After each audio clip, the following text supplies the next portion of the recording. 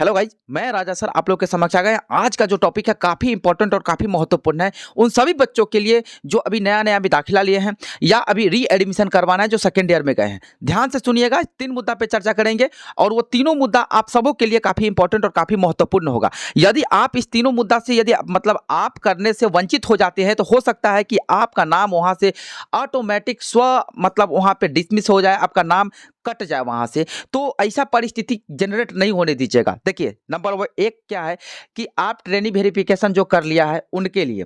Number 2, जिनका training verification नहीं हुआ है उनके लिए।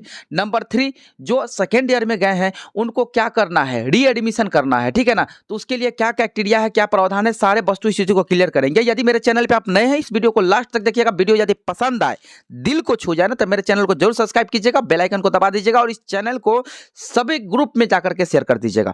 गाइज, फर्स्ट नंबर, हम जो बच्चे ट्रेनिंग वेरिफिकेशन कर लिए हैं, तो जो बच्चा ट्रेनिंग वेरिफिकेशन कर लिया है, जिस तरह से ट्रेनिंग वेरिफिकेशन का हम प्रोसीजर पूरा समझाए थे, उसी प्रोसीजर के माध्यम से आप जाइएगा। जिस तरह से आप ट्रेनिंग को आप क्लिक कीजिएगा तो वहां पे एक आएगा, खुलेगा, यहीं पे है ना, होम ITI और ट्रेनिंग को क्लिक कीजिएगा तो एक स्क्रॉल खुल करके आएगा और वहां पे जिस तरह से ट्रेनिंग वेरिफिकेशन किए हैं ना, वही ट्रेनिंग वेरिफिकेशन जस्ट नीचे जाइएगा। जैसे यहाँ पे देखिए ट्रेनिंग वेरिफिकेशन है, उसको हम क्लिक किए तो यहाँ पे आ गया, देखिए ट्रेनिंग प्रोफाइल वेरिफिकेशन, ठीक है ना। तो ट्रेनिंग प्रोफाइल वेरिफिकेशन जैसे कीजिएगा आप, ठीक है ना, जैसे कीजिएगा तो आपका क्या हो जाएगा कि यहाँ पे एक स्क्रॉल खुल करके आएगा और उसमें आपको क्या डालना पड़ेगा, रजिस्ट्रेशन नंबर डालना पड़ेगा। उसके बाद आपका नाम, उसके बाद अपने फादर्स का नाम, उसके बाद डेट ऑफ बर्थ, उसके बाद कैप्चा को डाल करके सबमिट कर दीजिएगा। तो वहां पे एक और पेज खुल करके आएगा जिसमें आपको फोटो मतलब वस्तु स्थिति से एकदम फ्रेश दिखेगा।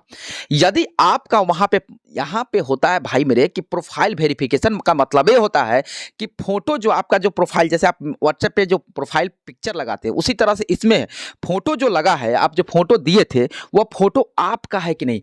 किसी कारणवश कंप्यूटर ऑपरेटर के कारण या किसी मतलब अंदरूनी त्रुटि के कारण क्या होता है कि आपके जगह पे आपके फोटो के पास किसी अदर का फोटो आ जाता है। हो सकता है कि आप पुरुष हैं, आप महिला का फोटो आ जाए, तो उस तरह का बिल्कुल नहीं होना चाहिए। तो आप वेरिफिकेशन कर लीजिए। जिनका वेरिफिकेशन हो गया, ट्रेनिंग वेरिफिकेशन कर लिए, वो प्रोफाइल वेरिफिकेशन कीजिएगा और यदि आपका सारा चीज़ फोटो आपका है तो वहाँ पे आप सबमिट क्लिक करके आप ओके कर दीजिएगा, ठीक है ना। तो ट्रेनिंग वेरिफिकेशन हो जाएगा।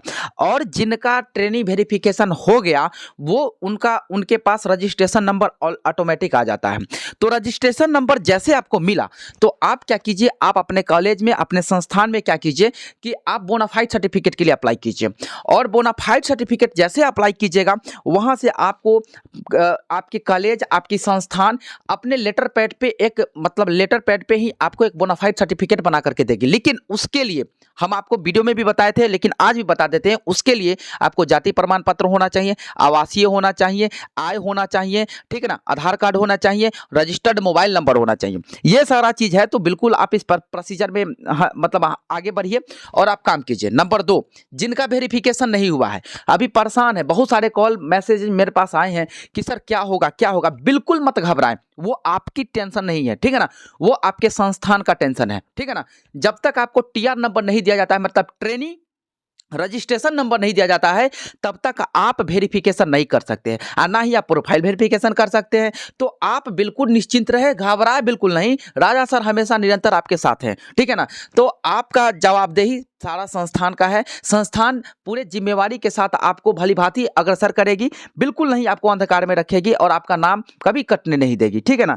आप अपने पूर्ववर्त, अपने मतलब एक मतलब सभ्य छात्र की तरह आप पेश हैं वहाँ पे, ठीक है ना। लेकिन आप लोग घबराए नहीं, ठीक है। तो आपको क्या होगा कि इमीडिएट आपको मतलब बहुत जल्द आप लोगों को जो जहाँ नहीं मिला है, क्योंकि आपको बता दें कि डेट को भी बढ़ा दिया गया है, तो वो यदि आप उसको देखना चाहते हैं तो आइए हम आपको बताते हैं। ये DGT का मतलब आपका पेज है। जैसे हम आपको भी बताया था कि आप खुद से भी देखिए, extension of last date of API data migration और training verification and approval for session 2022, मतलब 2022 में जो भी बच्चे दाखिला लिए हैं नहीं, उसके लिए ये एक लेटर है। देखिए, हम आपको अपडेट कर रहे हैं, आप डायरेक्ट आप देख सकते हैं। देखिए कितना तारीख का है, 21/11/2022 के आया है। देखिए, extension of last date of for API data migration and training verification approval for session 2022 या 22-23 या 22-24 के जितने भी छात्र हैं जो 2022 में जो एंट्री किए हैं उनके लिए है ट्रेनिंग वेरिफिकेशन के लिए। देखिए इन कंटिन्यूअस, देखिए यहाँ पे देखिए, यहाँ पे दे रहा है ना, देखिए कह रहा है कि डीजीटी देखिए यहाँ पे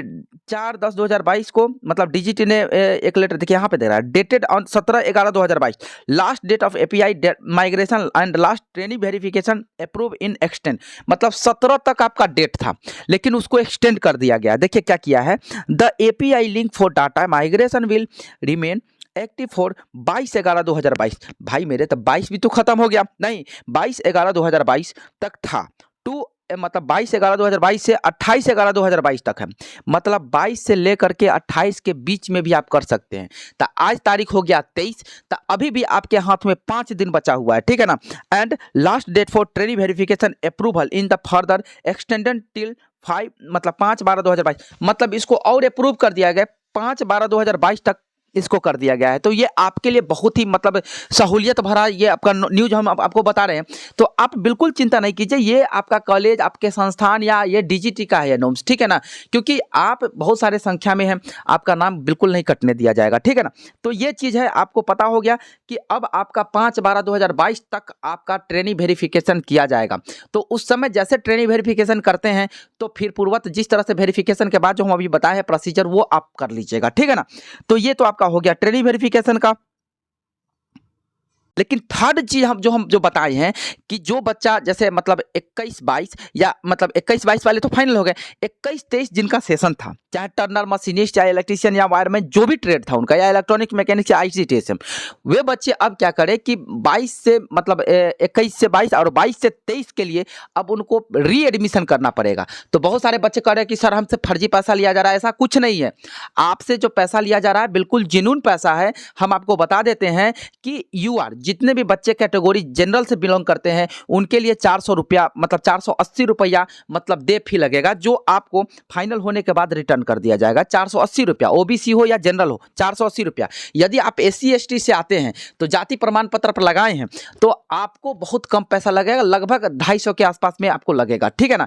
तो ये आपको री एडमिशन के लिए है, ठीक है ना। तो आप डायरेक्ट आप ये फी दे करके आप री एडमिशन जरूर करवा लीजिए, ठीक है ना। तो ये इसका कोई बाउंडेशन नहीं है, कोई टाइम सीमा नहीं है, लेकिन बिल्कुल आप समय करा लीजिए, आपके लिए बेहतर होगा, ठीक है ना। और आप निरंतर अपने टू दी सिलेबस से पढ़ाई करें। यदि गाइज ये जानकारी आपको अच्छा लगे तो जरूर राजा सर को सपोर्ट कीजिए, प्यार दीजिए, स्नेह बनाए रखिए और सभी ग्रुपों में दीजिए और सबको बोलिए इस चैनल पे आने के लिए। Okay, bye bye.